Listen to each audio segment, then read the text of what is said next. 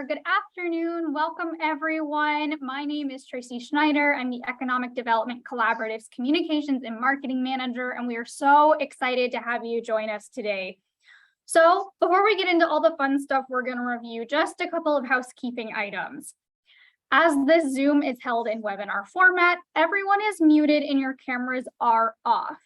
This is being recorded, and you'll receive an email with a link to the recording along with today's PowerPoint slides in the next couple of days.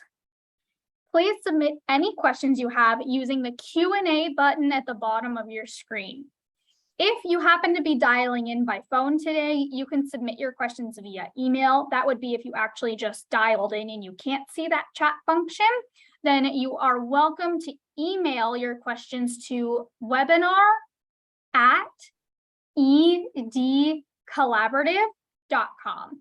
Again, that's webinar@edcollaborative.com.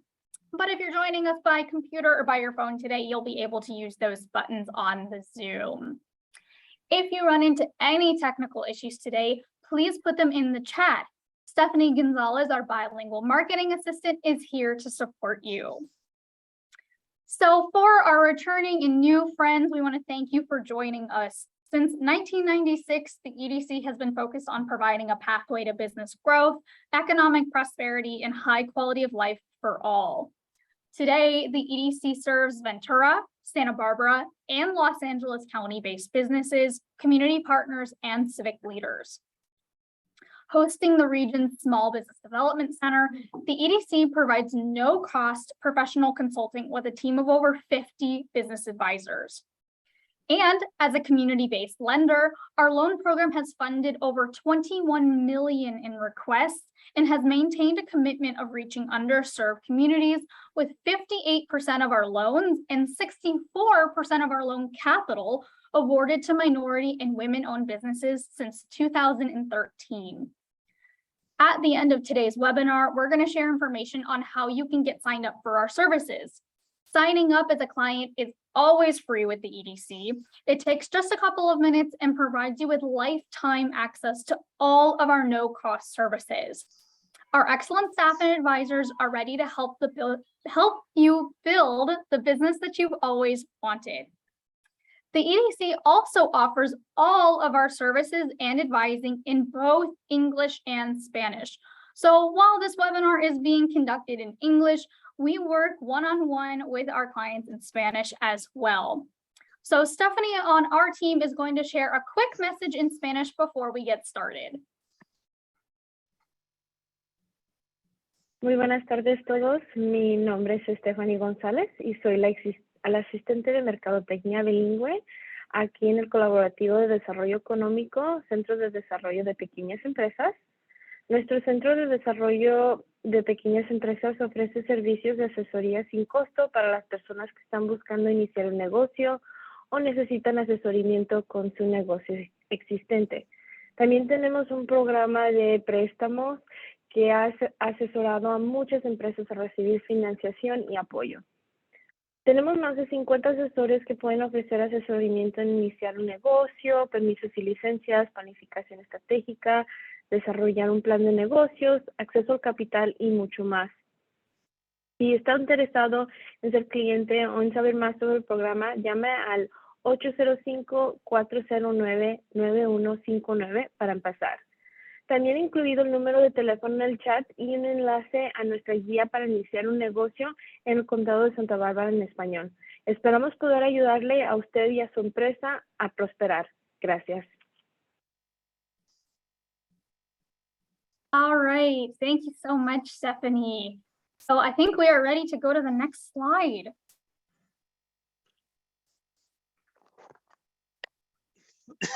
All right, so today we are thrilled to partner with the City of Lompoc and the Lompoc Valley Chamber of Commerce and Visitors Bureau to discuss starting your business in Lompoc. We have a couple of partners with us today on the call, so I'd like to invite them to introduce themselves. So first, we have Stacy. Thank you for being with us. Hi, thank you. Hi, I'm Stacy Haddon. I'm the city clerk for the City of Lompoc. My office helps oversee the business tax certificate program, which is what people consider a business license. And each and every individual organization, business that operates in our city needs to have a business tax certificate with us. It's a fairly straightforward process, but there are some times when we have to reach out to our building and planning divisions, and that's why building and planning are here as well, because we want to make sure that everybody follows the rules and they have all the information that they need, and that their businesses are started up correctly and safely. And with that, I'll introduce Eric Hagan. He's our building official for the City of Lompoc. Thank you, Stacy. Yes, my name is Eric Hagan. I manage the Building and Safety Division. We do building permits, inspections, and essentially make sure that your business, your tenant improvement meets California building codes, plumbing codes, electrical codes, and those kinds of things. Sometimes you might have a space where you just move into a shell space and you don't need to do any plumbing work or construction work at all. And in those cases, it's a pretty straightforward process. But you just the list of things that you don't need a permit for is a small one. So I encourage people to look into that very early on. Some small permits, plumbing permits, electrical permits, those are pretty easy. We can issue those over the counter and fairly quickly. Others that may involve a change in use or more extensive construction can take some time, and that time should be built into your schedule for getting a business opened up in town here. But we do whatever we can to get you up and running. We want the business too. So anyway, with that, I'll introduce Greg Stones, our planner. Well, yes, my name is Greg Stones. I'm in the planning division. We oversee land use. So for example, is your business appropriate for where the property is located? And do you have enough parking to accommodate the use? So it's really zoning and certain regulations, land use regulations. And now Devika will introduce herself. Hello, everyone. My name is Devika Stalling. I'm the CEO for the Lompoc Valley Chamber. Basically, we are small business support. We serve our members in a lot of different capacities, whether through member services, advocacy, marketing, advertising, and networking opportunities. We also oversee a host of community events within the community.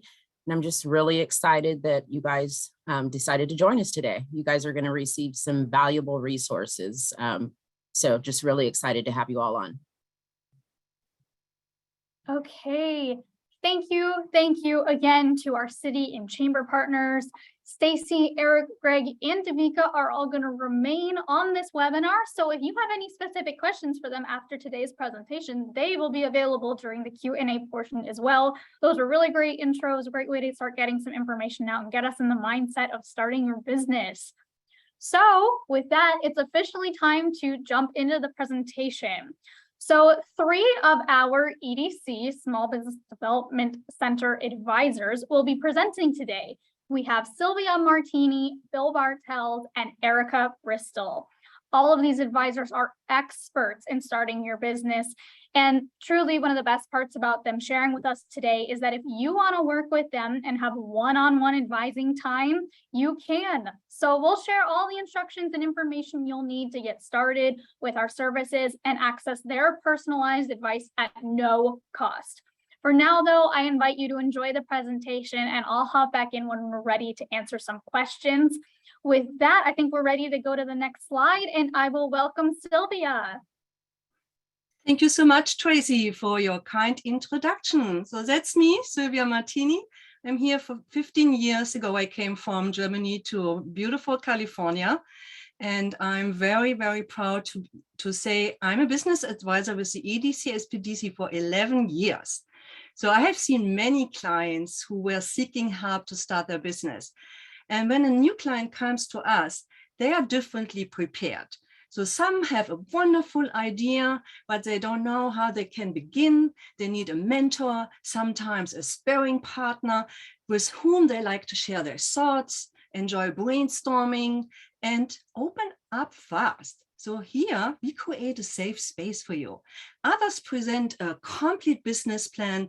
They know exactly what they want. They're asked only for feedback and confirmation and a couple fresh ideas, and then they run and open their business.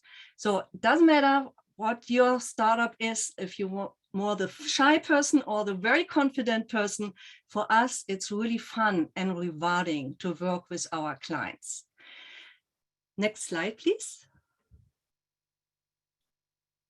All right, so you see here 5 essential elements for your success. And I was thinking a little bit, was curious about what is actually the number 1 when it comes to start your business successfully. And I was looking for some information.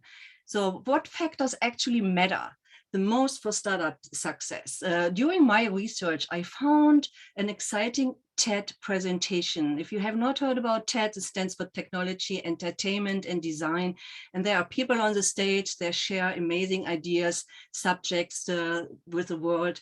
They maybe change the world. And this, I found here, essential elements that lead to success from Bill Gross. He really was interested, also like me, in results. They surprised me, maybe you, and Bill was really surprised as well. So Bill has founded a lot of startups and incubated many others. He gathered data from hundreds of companies, his own and other people's, and ranked each company on 5 key factors. So he found one factor that stands out from the others, why some succeeded and others failed. So first, the idea, this aha moment, when you come up with an unbeatable idea. But then over time, you think that maybe the team is important behind this idea to bring it forward. So the execution, that matters, even maybe more than just the idea. The customer is a true reality. So the team is maybe the most important thing to please the customer. Then Bill started looking at the business model. Does the company have a clear path generating customer revenues? The next was the funding. Sometimes companies received intense amounts of funding. Maybe that's the most important thing. And of course, timing. Is the idea way too early and the world is not ready for your product or service? Is it early and you have to educate the world, or maybe it's too late and there are already too many competitors?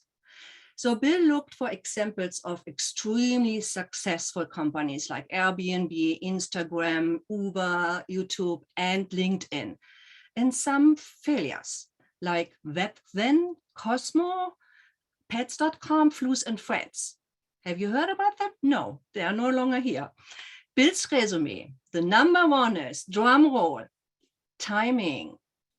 Timing accounted for 42% of the difference between success and failure. Team and execution came on second of the difference between success and failure. And the idea followed by business model and funding. So timing, team, idea, business model, and then funding. So you can start out without a business model. I wouldn't say this to my clients, but this was actually the result from this TED presentation. And add one later if your customers are demanding what you are creating. And funding can go so many new ways. So just to name one company, how important timing is, Uber. Uber came out, incredible company, incredible business model, great execution too. The timing was a perfect for their need to get drivers into the system. Drivers were looking for extra money. So if you think about, if you have a great idea, timing is maybe the most important part. Thank you. Next slide, Stephanie. From dreaming to achieving. So when timing is the most important key to success, then you have to make a decision. I encourage you, do not spend years of dreaming. If you have not a concrete business idea, or maybe you have too many business ideas, ask yourself the following questions. What do you love to do? What are you good at? And what gives you a sense of fulfillment? And also, this business needs to be profitable. If you want to make your hobby to a business, you have to be good on this, correct? If you don't make money, then it's still only a hobby. So it can be a service or a great business idea for a product. You have not to invent anything else or everything new. Instead, you can take an existing product or service and just make it better, improve it. Sometimes the number two or the second business after the key business is maybe successfuler than number one. The number one of always have somebody in the neck. Competitors are coming, correct? So at the beginning, you can motivate, you're very motivated, and then the first obstacle occurs, frustration and give up thoughts are normal. But consistency is key. So it's also as a business advisor, sometimes I'm also a little bit give therapy because there are always ups and downs when you start your business. And it's very important to have somebody, hey, you can do it attitude. And then they're just running a next step and the next step and the next step. And this is also my reward when I see the clients are moving forward, they're doing their homework, they are happy, they have the first milestones accomplished. So just one thing, especially the last couple of weeks, not years, I would say, during the pandemic. So clients contacted our office because they lost their job and they wanted to start their own business. And then they said, now it's the time. Some in the middle of the process just found another full-time job and they put the project on ice. But I would say for my clients, 5 or 10 came back, still with a full-time job, but this idea was always in their mind. And now we built on a startup besides of the full-time business. Just get this done until this person can just jump out of the full-time and then start their own business. Take your time for sure, but consistency is key. Analyze your competitors in market research. So I'm a big fan of market research. I love to work with my clients on market research. And sometimes I'm really surprised how much time entrepreneurs spend on their products than they do getting to know without knowing their competitors. If you ever apply for outside funding, the potential lender or partner wants to know what sets you apart from other businesses and from your competitors. What makes your product or service different? How you can bring more value to the market? And also, I think very important question, what problem are you solving with your product or service? So if market analysis indicates your product or service is saturated in your area, see if you can think of a different approach. Maybe specialize, just have a niche product or service, or expand your services. There are also many ways we can work on. I would say the first stage of any competition study is primary research. You can use questionnaires, surveys, and interviews to learn what consumers want. I have some clients, they created something handcrafted and they just go on with the first product on the farmer's market to see what the demand is and what the feedback is. And then they just move forward. The secondary research is to gather information. So such as census data. Your local library has online tools available for industry and market research. So we are also happy to help you with researching. You can also do SWOT analysis. So SWOT stands for strengths, weaknesses, opportunities, and threats. Conducting a SWOT allows you to look at the facts about how your product or idea might perform if taken to the market. And it can help also to make right decisions about the direction of your idea. So if you start your business plan, market analysis is very important. It's an important section of your business plan. It analyzes how well a company is positioned against its competitors. And if you think I have no competitor, I don't think this is not true. I mean, meanwhile, we are worldwide. If you have a website, everybody can find you, and there are everywhere competitors. So, and you should also include the target market, assignment, and the market size, growth rates, trends, and a competitive environment assessments. So just to think about 5 steps of branding your company. So it's conduct effective market research, focus on a unique value proposition, choose a brand name that delivers your message clearly, create an emotional connection, deliver consistent communications. Next slide, please. Your business supporters. If you think about starting a business, you have to talk with a couple people before you start. I would say the first is maybe your partner or your spouse, because it's good to have commitment within the family, correct? So if you want to start your business, talk with your family and your friends, or at least with your partner.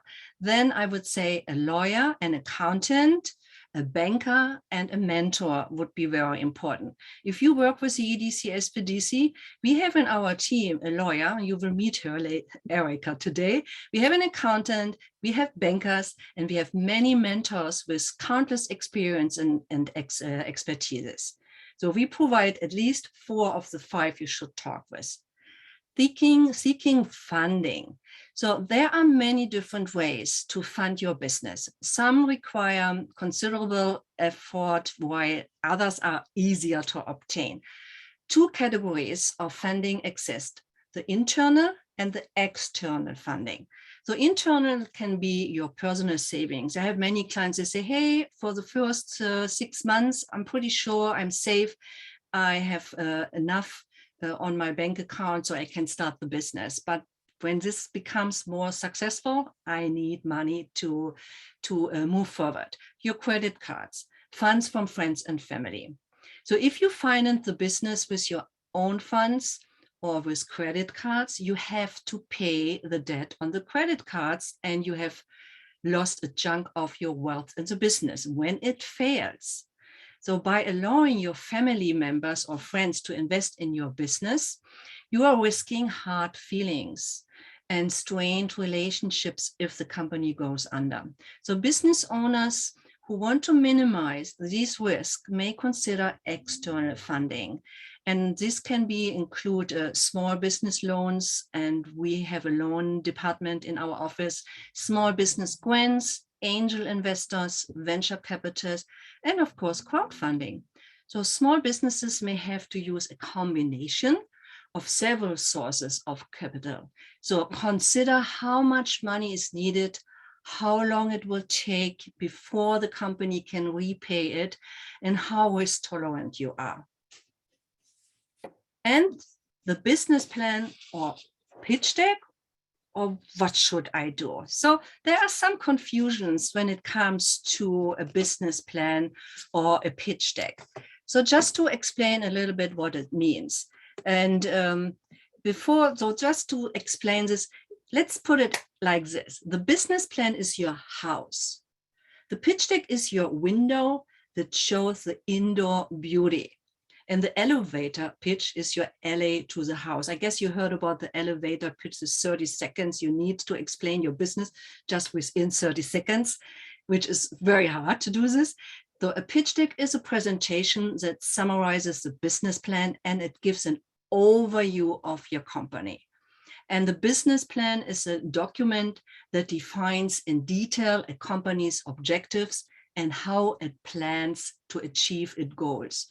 So business plan lays out a written roadmap for the firm from marketing, financial, and operational standpoints. If you talk with the bank, still traditional, many of them, they asked you for a well-written business plan. If you talk with investors, for instance, they maybe are fine if you be in a pitch with investors and you have only 5-6 minutes time. So a pitch deck will be, mostly there are a presentation like PowerPoint presentations. This will be a fine thing to introduce your business. Next slide, please. Market your business.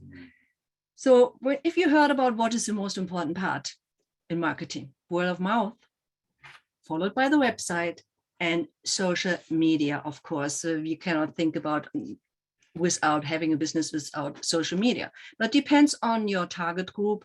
And if you do B2B, business to business, or business to consumer, B2C, it depends on where you can find your customers. So we will hear later about choose your business structure and register your business from presenter Erica Bristol. But when I work with startups, one of the challenges clients face at the beginning is finding a catchy and creative business name. So I had one client who changed the business name 3 times, and because he changed also the partnership. So sometimes it can be really, really challenging, and they need weeks or months to find this. But this is so important to do it right, because this is something you keep with you, as your fingerprint. And if they come up with a great name, sometimes they are surprised somebody else had this great idea as well. So if we Google and see what is already taken, or the domain name is taken, sometimes they're really surprised. Wow, this was my idea. Other people have also great ideas. So it's very important to check and find the right business name. And also, if you check, you have the domain name paid for, and maybe you have your territory around and have a couple more names that are very similar. Also, we have to check the social media accounts. Sometimes people have your name already on social media. So this is a very important part. So just to give a couple tips to think for a name, you can use or make words that are associated with your industry. For instance, you want to open a bookstore, could be a name semicolon bookstore, for instance. Or you can give a rhythm of your name. I'm pretty sure you heard about Hobby Lobby, so a rhythm. You can also reflect your core values, for instance, kindness, animal, hospital. Whatever you use, I know there are also business names generator, if you can find them on Shopify, or there are other businessnamegenerator.com. But I think we can come up with a great tool to find a business name. Then, of course, if we have the name, we're thinking about the logo, the tagline, and much, much more. The mission, vision, and value. All this will follow, and these are things we do. And the word of mouth, I really want to point this, because if you think the word of mouth, it's also important to understand that social media itself isn't word of mouth. So it's one way that word of mouth spreads. So word of mouth is a story or a verbal recommendation. So social media is convenience mechanism for that story. The word of mouth marketing involves spreading awareness about a brand through referrals and recommendations. These may be in the form of casual conversations where you rave about product or service and then encourage your network to try it out too. So traditionally, word of mouth marketing was spread from one person to another based on recommendation. The modern word of mouth marketing describes both targeted efforts and naturally occurring instances where users share their satisfaction with a brand. In today's hyper-connected world, a single recommendation can have a far greater impact, leading to word-of-mouth marketing or word-of-mouth advertising strategies to capitalize on the opportunity. So if you go and look on the Nielsen report, and Nielsen reports, they show insights into consumer behavior and marketing information. They measure what consumers watch and what they buy. So Nielsen report said that 92% of consumers believe suggestions from friends and family more than advertising, 92%. And beyond friends and family, 88% of people trust online reviews written by other consumers as much as they trust recommendations from personal contacts. And this is my behavior as well. When I look on reviews, I usually read at first the 5 and the 1-star reviews because I'm really curious what people tell about a great hotel, for instance. And 74% of consumers identify word of mouth as a key influencer in their purchasing decisions. And my last slide, thank you, the last slide, I would love to show you this picture. As I saw this, I was shocked. I'm not a climber, but when I see this, you see this little box here. This is a small business. Can you imagine? This is the world's most inconvenient convenience store. So it takes a bit of work to get to this convenience store. This is in China, in the Hunan province, and the people, they climb up in the middle of this wall. This height is already 393 feet. They come to this little wooden box that hangs on the side of the mountains, and the person inside, they provide refreshments to the climbers, or little bars and water. So then when they need a quick break in the middle of their climb. So as this picture came out just recently, this went viral in China over the weekend after several news outlets reported on it with the hashtag most inconvenient convenience store, receiving, this is amazing, 50 million views just over the weekend on the Twitter like Weibo platform. So maybe you have to do something really, really unusual, but not so unusual to have your small business succeeded. Thank you so much. This was my little presentation. And the next speaker today is my colleague from the EDC SBDC, Bill Bartels. Thanks, Sylvia. My role here is to talk a little bit about entitlement, and it's nice that the core of getting permission and permits is also on this call. Next slide, please. So Sylvia is talking a lot about defining, describing, and I like to use a tool called Business Model Canvas. It helps identify what your footprint is, because permits and regulations are about permitting of behavior. It could be relative to zoning, it could be relative to a business tax certificate, it could be relative to a larger operation. So there are specific boxes in the business model canvas that are talking about what you're doing, who you are, where you're doing it, when you're doing it, and why you're doing it, how the money flows, how the relationship to the various regulatory layers you are going to engage start to make themselves evident. It's a really simple tool, and for a consulting business or a home-based business, it may allow you to walk into the planning counter and really have a definition, a project description, so that the planner can respond to you and help you make your way through the permitting layers. Next slide, please.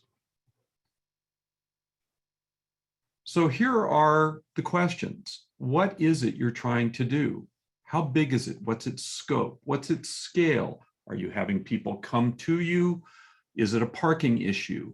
What's its context? Where is it in relationship to the zoning of the city?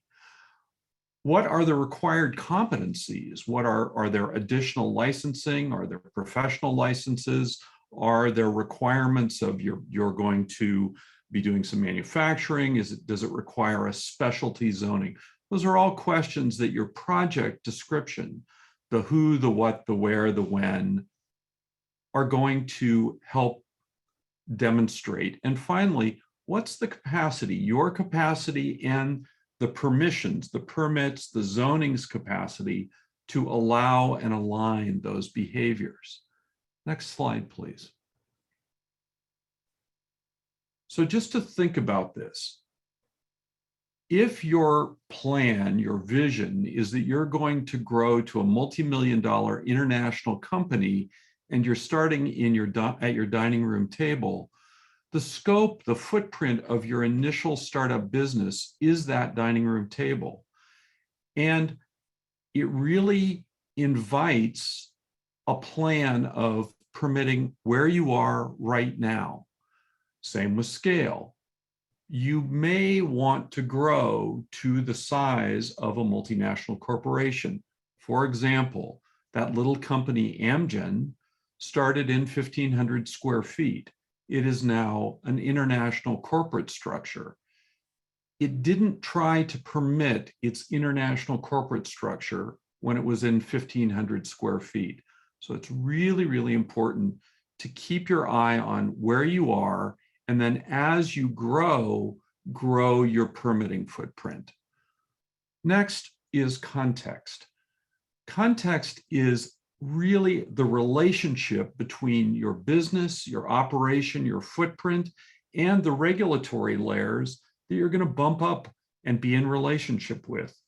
Regulations or regulatory layers or permits are about maintaining good relationship with your business so that you are engaging the regulatory layer, the permitting layer, in ways that it can also support you. If the permitting layer has to chase you down, you begin the relationship on a poor footing. If you are clear in your project description, that allows you to engage the relationship at the planning department with the business tax license or permit, or with fire, police, any other regulatory layer in ways that can be literally a relationship by and between instead of a relationship or regulatory relationship over. The competency issue is really you understanding what your footprint is, not what you assume your footprint is. So you want to have a project description that can be in relationship with, for example, planning. This is what we're planning to do. This is how we're going to operate. These are the impacts that we perceive that we're going to have. That allows planning to say, relative to our land use zoning matrix, we either agree or disagree. Many, many clients assume that all of the regulatory layers not only talk to each other, but are coordinated.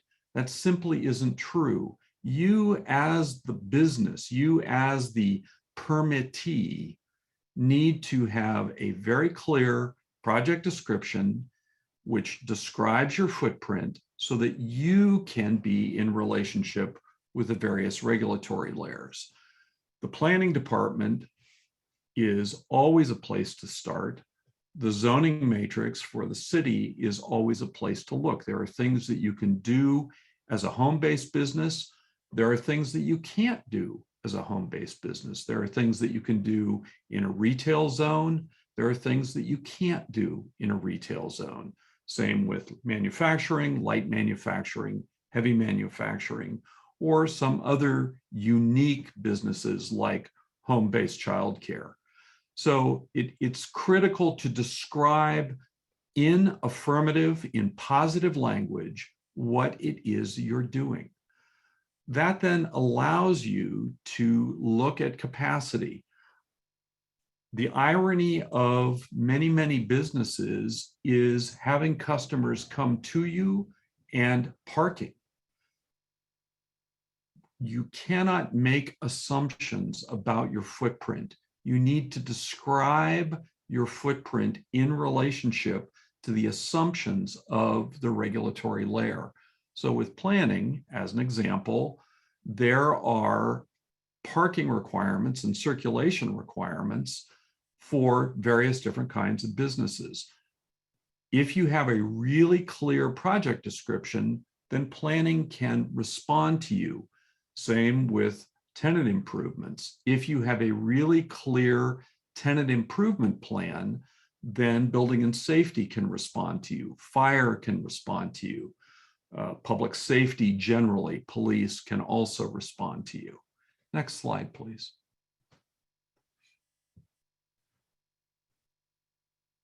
So always be clear before you ask what the checklist is that you need to respond to. Start with, what is the project? What is the project relative to the land use requirement? That would be zoning. What is the project in relationship to the permissions for building and safety? What is the project in relationship to permissions for other agencies? If you're doing major manufacturing, you may be talking to air quality, you may be talking to other environmental areas. If you're doing something that there's a specific use overlay, you need to think about that, and there isn't an automatic checklist for who those folks are. It emerges from describing your business. A business tax license will always be required, and you need to be able to describe what your business is so that you can engage with the business tax license, the business tax certificate, in order to conduct your business and have the relationship with the clerk's office. And finally, the relationship with regulatory layers is the responsibility of the business. It's not the responsibility of the regulator. If the regulator has to come and knock on your door, you've dropped the ball. If you are in a position to, as you grow, as your footprint expands, speak with regulators and front load, then when problems do occur, when challenges do occur, when you're looking at an expansion, you're in a position to go to the regulator and say, look, we're thinking about adding this or changing this, or even perhaps adding an additional site. So always start from where you are. And if it's a management consulting thing where you have virtually no footprint and are doing contract work, that would be one kind of set of regulations versus something that was in the retail sector or as you get larger. Next slide, please. So our next presenter is Erica Bristol. Erica? Thank you so much, Bill, and good afternoon, everyone. My name is Erica Bristol. I'm an attorney and I represent in my private business micro clients and small business clients. For the EDC SBDC, I don't provide legal advice or legal services the way a lawyer would, but I provide legal information. And so my background as a lawyer will help small businesses navigate legal issues in their business. And also I'm a commercial mediator. So I'm going into state and federal court, helping small businesses in an impartial way, resolving disputes. And so that experience helps me to inform you looking forward. What are the legal risks in your business and how can you manage those risks? Next slide, please. So today I'm going to be talking about legal aspects of the business. What are some legal concepts, legal issues you'd be thinking about? And remembering that laws aren't just behavior control and restricting what you do as a business, they also protect your business. So you have to think of legal aspects of business as both protection and control of other business behavior and consumer behavior, right? So one legal aspect of your business is picking a location. Most businesses have a business address, either where documents are sent or meetings are held, or you may have a physical bricks and mortar location. And so the first thing you want to think about is what is going to be your business address?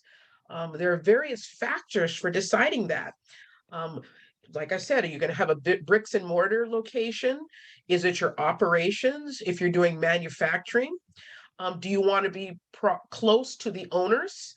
Do you want to be close to the workers? Do you want to be close to your consumers? And that will really change whether you are a bricks and mortar business or online, right? Do you want to start your business in California or start it in another state, right? Most of our businesses with the EDC are California-based businesses. Some businesses have actually been incorporated, like a corporation or an LLC, in another state for various reasons, such as Delaware or Wyoming or Nevada. If you are starting a corporation and you're seeking investors, you may want to incorporate in Delaware because Delaware has a very robust corporations code, and the courts are very familiar with business cases and business disputes. And there are other reasons a business might want to start in Delaware. So that's one factor to take into consideration. Another is if you do start your business in another state, let's say you start in Delaware, but you want to conduct business as a corporation or LLC in California, you may have to file something called a foreign entity filing. And that increases your filing fees and costs and maybe the laws that your business is subject to. So finding a good location and understanding the laws that you're going to apply, that are going to apply to your business based on that location, the filing fees that you may have to incur based on that location, and legal issues, disputes based on that location are some factors to consider. Regulatory ease. How much do state and local governments regulate your business? That's a factor. That's a legal issue in picking a business. So do you need any types of business licenses to operate your business? Many cities and counties require at least a basic business license, or also known as a tax certificate, but some do not. So for example, the city of Santa Clarita does not require a business license to conduct business there. However, if you're operating out of your home, you may need a home-based business permit. So contacting the city or the county where you do business in, if you're not in an incorporated city, to see if you need a business license. That's a regulatory issue for your business. If you're doing a bricks and mortar and you want to build out the business, depending on what you're doing, how closely will the governmental agency work with you on permits? Is it going to be a long and drawn out process, or will it be relatively simple? And how much is it going to cost? Because the fees could vary place by place. So some businesses, if that's going to be an issue for them, depending how big their business is or what they're going to have to do, plumbing, electrical, utility, other types of things, they may need to take into account the regulatory climate of building and safety in the city or county where they're planning their business. There may be additional licensing and regulatory hoops that you have to jump through for certain types of businesses, such as Airbnb type businesses. There may be county rules and regulations or even prohibitions, right? Drones, there may be federal, like for drones, you need, I think, an FCC license, right? Which is on the federal level. For firearms, selling firearms or ammunition, there are additional licenses or regulations that you have to abide by. So what is the regulatory ease? That can change city by city, county, state. So it really depends on your business. Another example I put here is cottage food. If you want to prepare and sell certain types of food out of your home, food that doesn't have to be cooked, I think doesn't involve meat. There's a whole host of cottage food laws at state level. And then we have AB 626, which is a state law allowing the cooking of certain types of foods in the home, but that's not across the board. That's county by county. So you can see the regulatory ease or difficulty, depending on what you're doing and what type of business you have, and the permitting that you need, as Bill discussed, will affect the location where you pick for your business. Next slide, please. The next thing you might want to consider is, what type of entity do you want for your business? And when, if you want, such as a corporation or LLC, should you pull the trigger and create one, right? So I'm going to talk about the 4 basic types of entities that you can pick for your business. The first one is the sole proprietor. That means a single owner business. One person, one business, right? A husband and wife could, for some levels of law and even for tax, be considered a single owner business. It's very easy to set up, very easy to operate. You just start, right? Very low government oversight besides maybe permits and such, but there's no state oversight and regulatory filings you have to do for a sole proprietor. All profits go in your pocket, yeah, but so do all losses, and you're responsible for all taxes. So it's all on you. There is personal liability, meaning if something you do in your business causes harm, personal injury, property damage, you are solely responsible and liable for that. And so you have to think, can you shoulder that liability? And what do you need to do to reduce your risks, right? You may need a business license, or like I said before, a home-based business license. There may be some businesses where you'll need an additional regulatory license, such as an insurance agent or an attorney working as a solo, or a dentist, right? You have to maybe go to school, take some additional tests, pass some additional tests. So there may be additional tests and licensing, and those have usually recurring annual fees involved, right? One of the downsides that we hear from sole proprietors is that there is no accountability. I mean, you are your own boss. If you work for someone else, your boss may be looking at your performance and holding you accountable, right? But when you're a sole proprietor, there's no one to hold you accountable, and there's no consequences if you do or don't do something. That can be a great thing, but it can be a bad thing. So if you are going to be a sole proprietor, you need to think about how you will hold yourself accountable, right, for what you do. The next type of business structure is a partnership. That's really two or more people who own a business, right? Very easy to operate. You don't need to file anything with the state. Again, you may need some licenses and permits, depending on what you're doing. Low government oversight, right? Nothing to file. Now with like a sole proprietor, all the profits are owned and kept by the partners, but so are all the losses and the taxes, right? So you're not, you get to keep it all, right? There's personal liability. So whether it's 2, 3, 4, 5, you're personally liable. And with a partnership, the actions of one partner can create liability for another. Now you can navigate around that through the use of partnership agreements. And so something to think about, but it's very easy to operate. Next slide, please. So next is the limited liability company. And what's important to know about an LLC, it's kind of a hybrid between a partnership and a corporation. It has some aspects of a partnership and some aspects of a corporation. So an LLC can be a single owner, but can be more, and owners are called members, right? The owners can actively run the business. So as opposed to a corporation, which we'll talk about later, where the shareholders are passive, they don't actively get involved. With an LLC, the owners can actively be in the business, running it, doing the work, right? There is government oversight. So you have to register with the Secretary of State in each state that you're going to be actively doing business, like I talked about before. And there are one-time filing fees to become incorporated, and there are recurring filing fees. For an LLC in California, you have to pay something called a minimum tax to the Franchise Tax Board, which is income tax, a minimum of $800. So even if you're making no money, you have to pay that $800. Now, luckily, because of COVID-19, the $800 minimum tax is waived in 2022 and 2023 for your first year of business. So new businesses that are starting in 2022 and 2023 don't have to pay that minimum tax, but your second year of business, you will have to pay it. And that's very helpful to get started. Taxation happens at the owner level. So if the LLC makes $1,000, that 1,000, if there's any tax, if it's the taxes, profits or losses go down to the owner level, and the owner puts the tax profits or loss on the owner's individual tax return on their Schedule C of their tax return, which is for business income. And now there is some personal liability protection.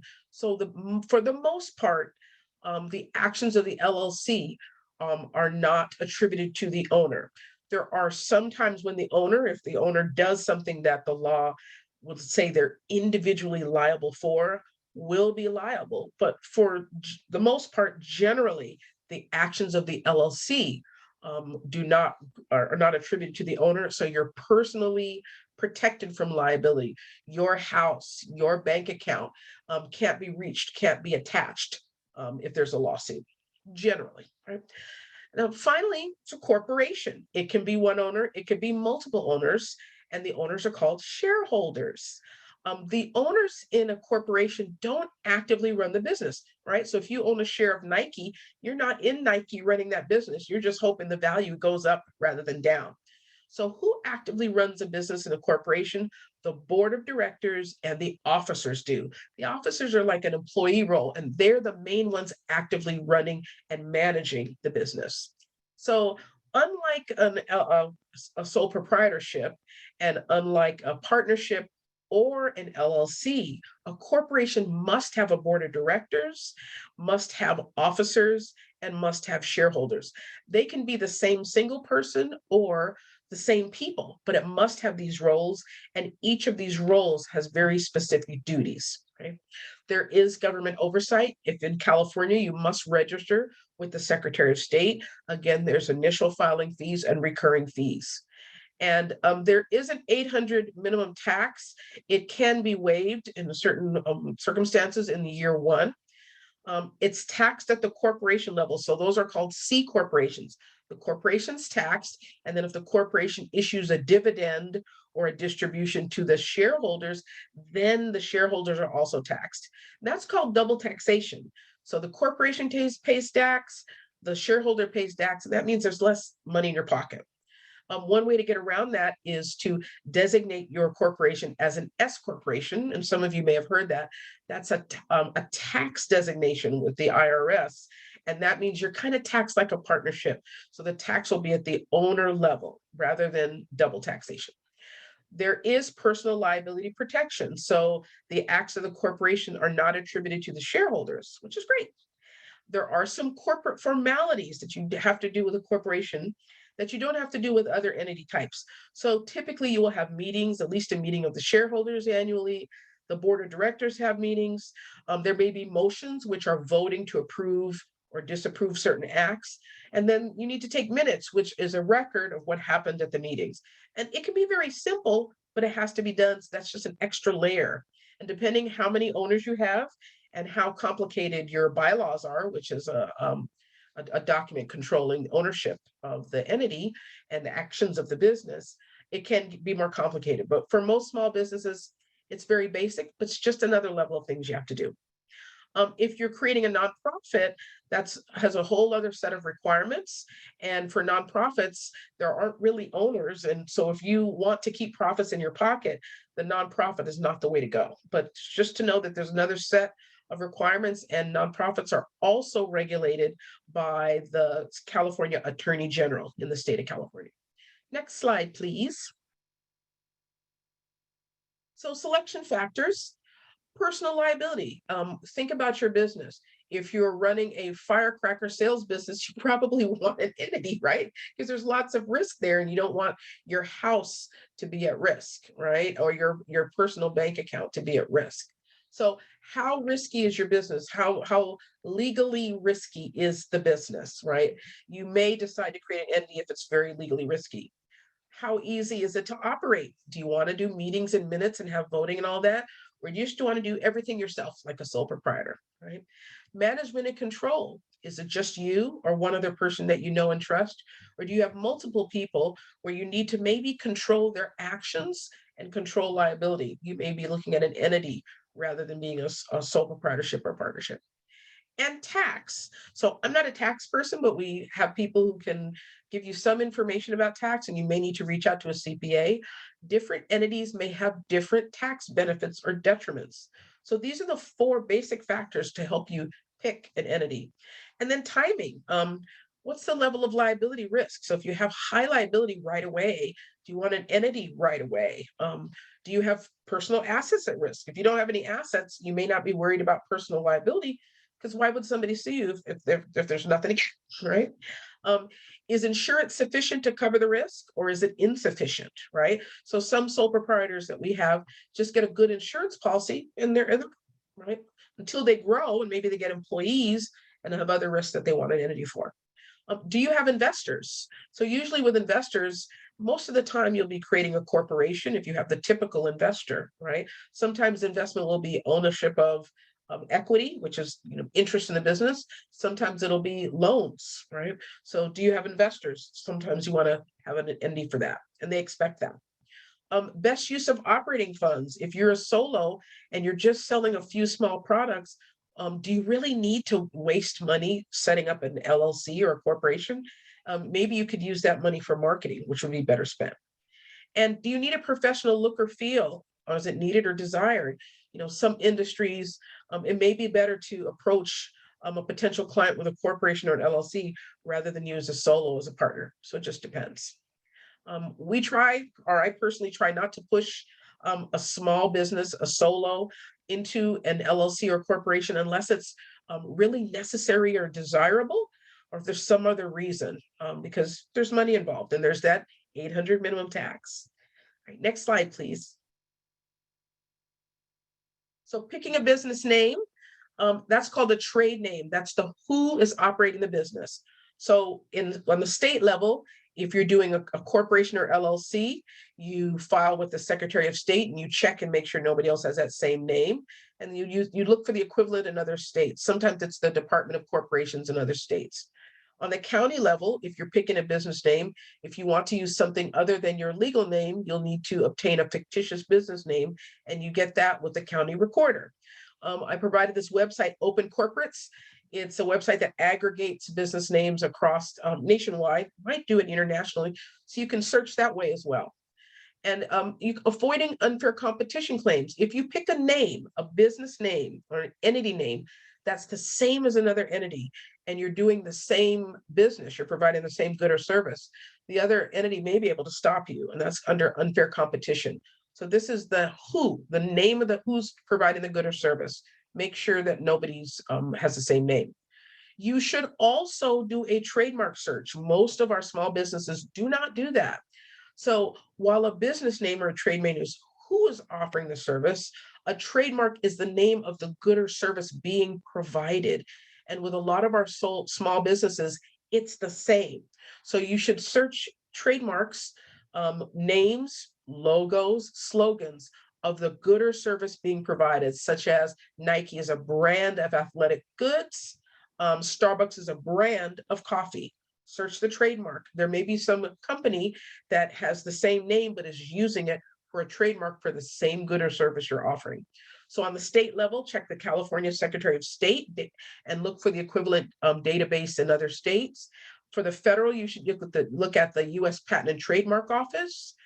You should do a Google search, a regular search, and domains and social media, like Sylvia said. You can order something called a search report, which is an aggregation of this information you can just look through. There's commercial sellers of that report.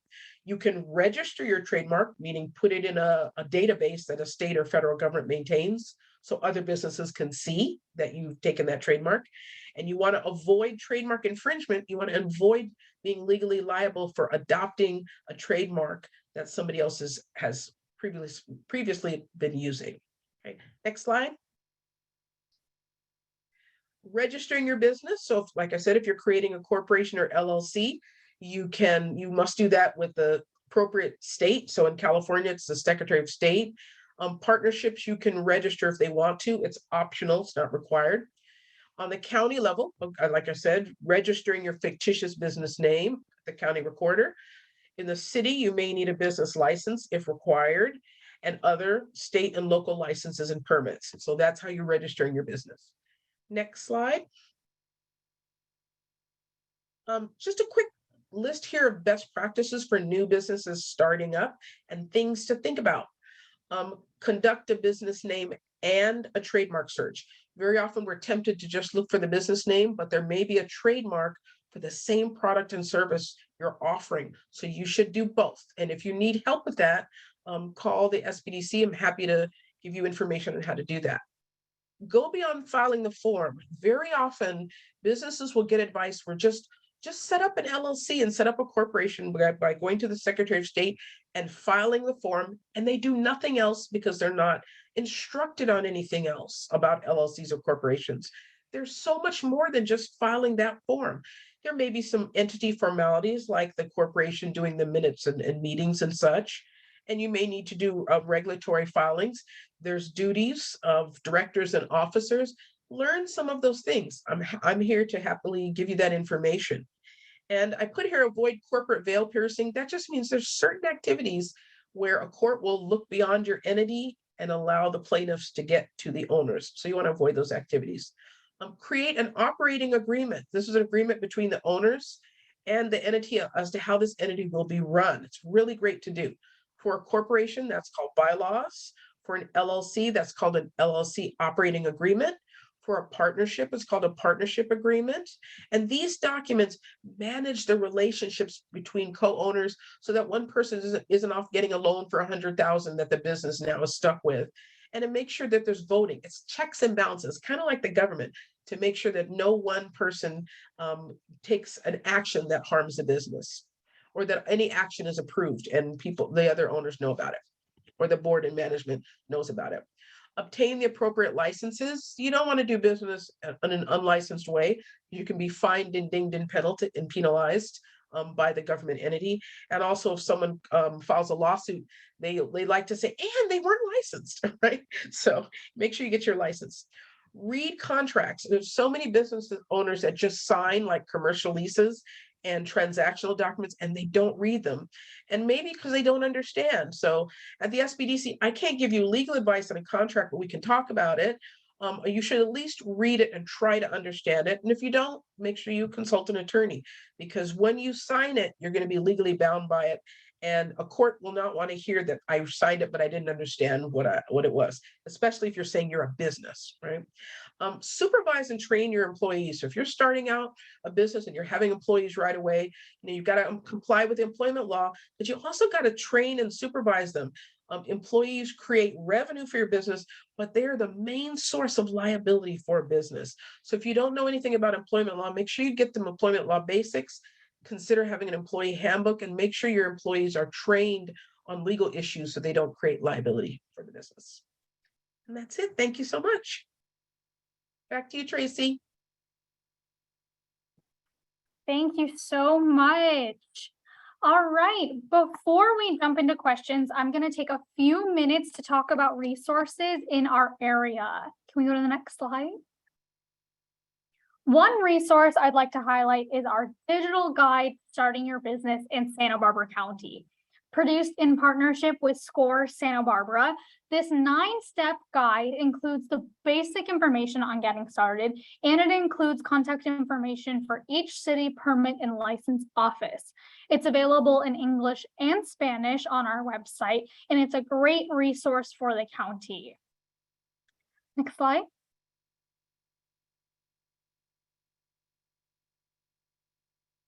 We'd also like to highlight the California Dream Fund program. The California Dream Fund program is a one-time program that was launched by the state of California that provides small businesses and new businesses the opportunity to take industry-specific classes and then apply for up to $10,000 in grant funding that will seed their business creation. So here's a little bit about how the program works, because it goes in a couple of steps. First is that you would sign up and attend a free industry-specific training course. There are going to be courses on childcare, construction, food service, and more. Step 1 also includes starting one-on-one advising with a program partner, which our EDC SBDC is. So that makes the process nice and simple. Step 2 is to obtain all the permits and licenses that your specific business will need to operate legally. Step 3 is then to actually launch. The program considers launching your business in a couple of different ways. They consider making your first sale, hiring an employee, creating a business banking relationship, or spending money on a qualified expense to be the launch of your business for this particular program's purposes. step 4 is then once you've completed those first 3 steps, then you would get to a chance to apply for the California Dream Fund grant. So you've got to complete all these first 3 steps.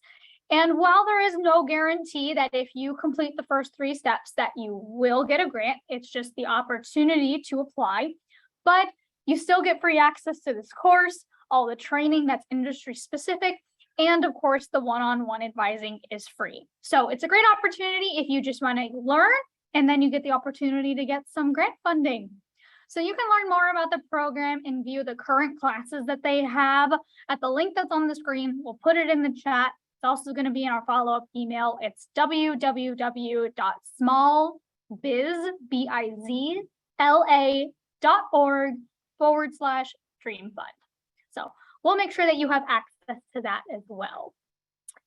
All right, so we've officially come to the point where we are ready to take questions. All right, and so whenever you have a second, we can stop the screen share too, so our participants can see everyone who's with us.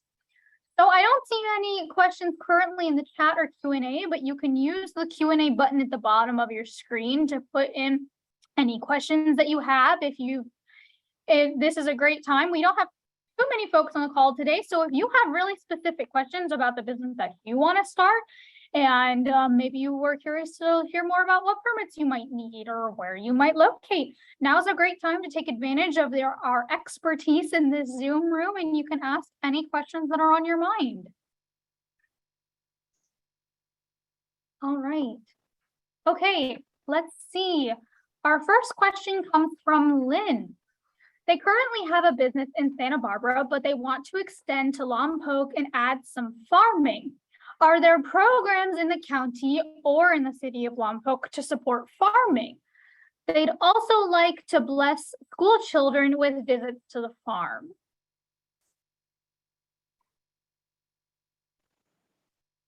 Any of our partners on the call know of any specific programs, let's see, for support farming?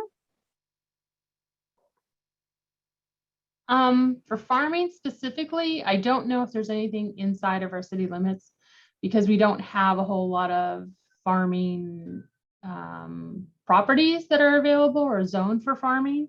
That might be something more for Greg to answer, but I think sometimes people get confused about how big Lompoc is because there are areas that are actually inside the county, but outside the city limits. So if they're looking at a specific address, we would definitely be happy to look that up and just confirm that for them. Great. I think Lynn added a couple of other comments. Okay, she was clarifying that they'd like to have field trips, their business, and then she said that they would be around Tula Rosa Road. Planning So would like to have the actual address, then I can always check to see where that's located. If it's in a city, if it's in the city, then I can check the zoning and we can go from there. But the starting point would be really to get that address first. Okay, that makes great sense. Well, Lynn, we'll be sure to reach out. I mean, we're going to be sending out information following up this webinar with the recording. So then you'd be able to reach out to us and we could make sure that we get your address and see about getting you some resources. Okay, our next question from Marina. If your business is based online and clients are located in the county, do you need a business license for each location where your clients are? That's a great question.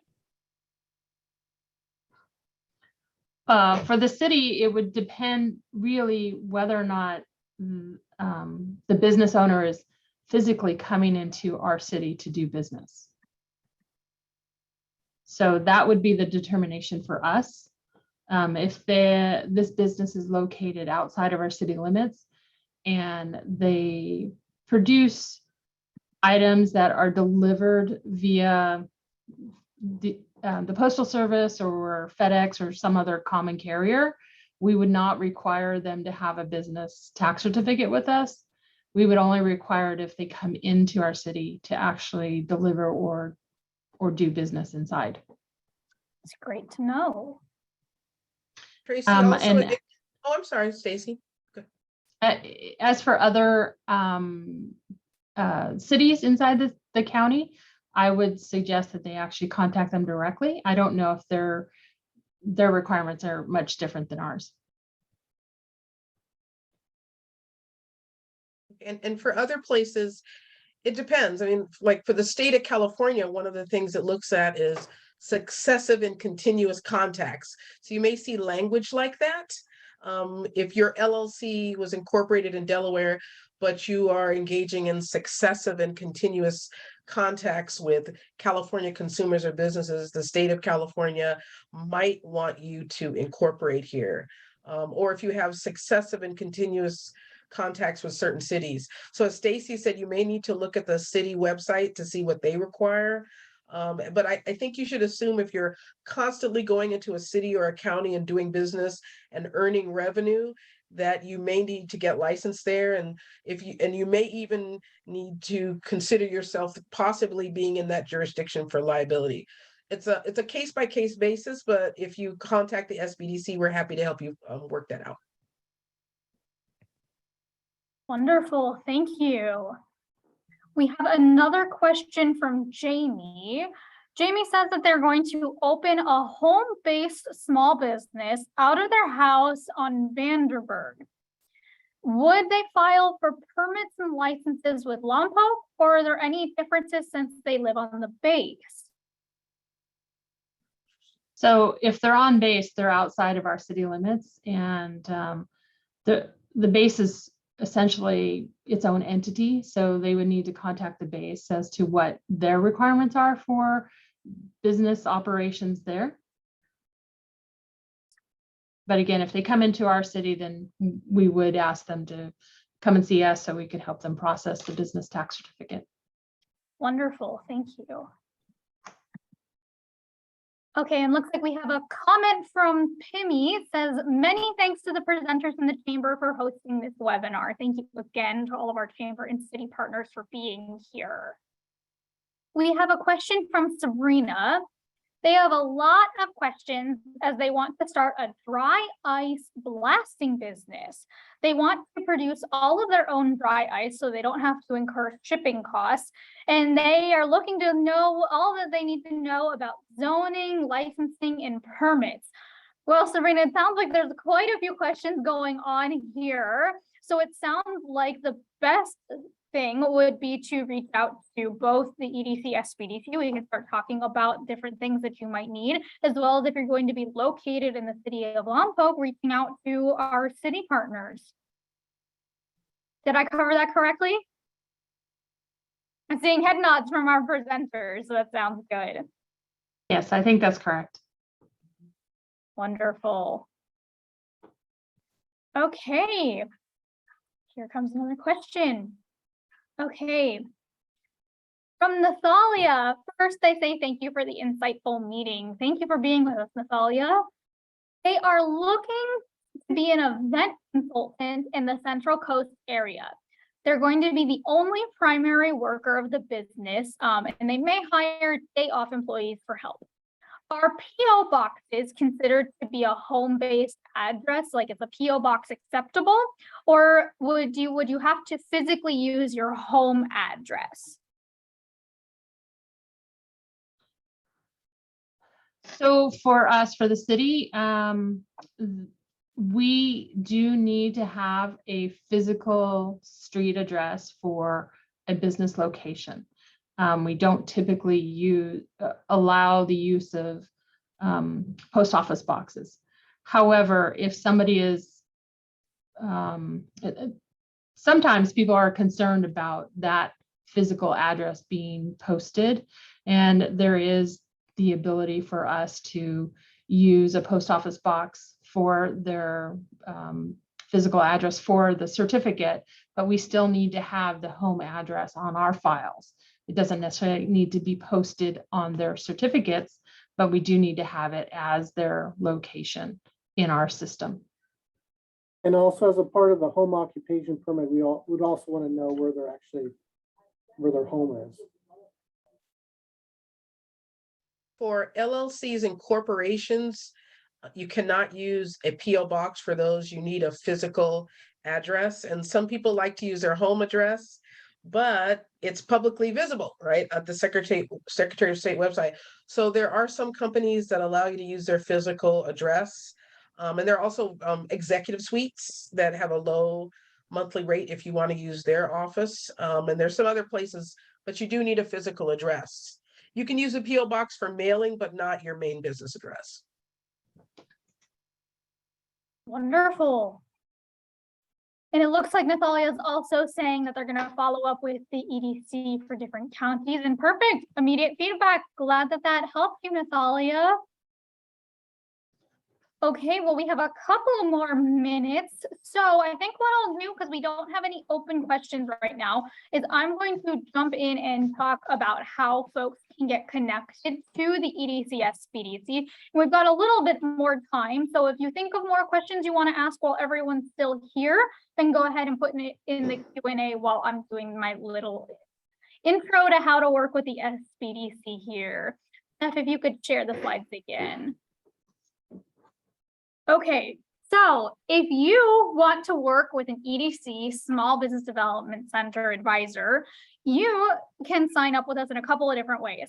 We have our phone number on the screen, as well as a Calendly link so that you can make your own appointment.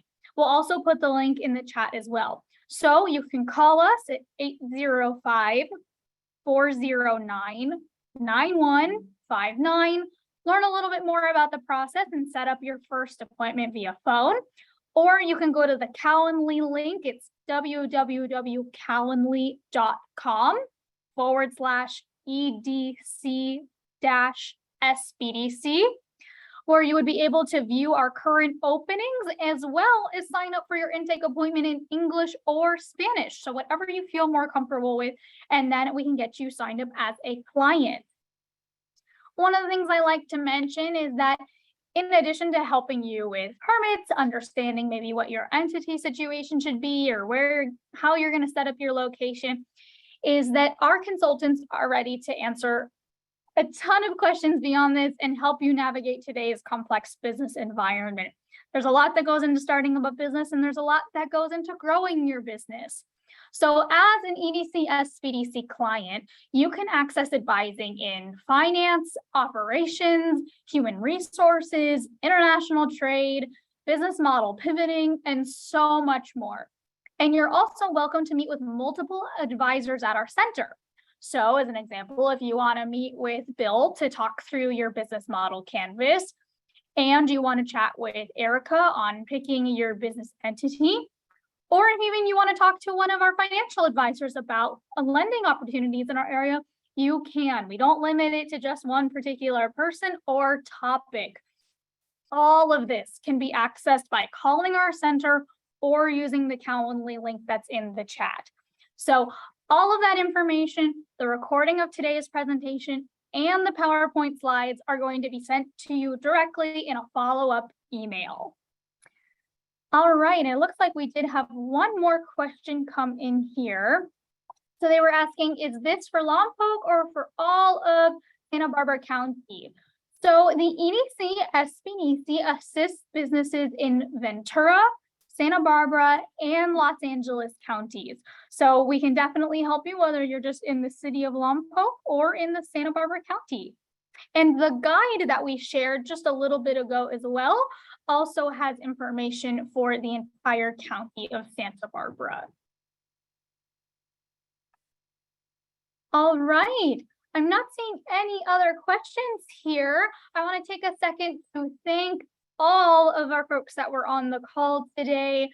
Sylvia, Erica, Bill, Stacy, Eric, Greg, Davika, I'm so thankful for your time, your expertise. You know, businesses really need our assistance, and I'm just so happy to work for a group that really helps get information out. And we're thankful for your partnership.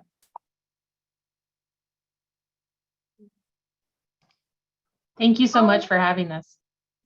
Thank you. Thank you. You're very welcome. Thanks for having us. Thank Thank you. Thanks everyone for attending. Everyone.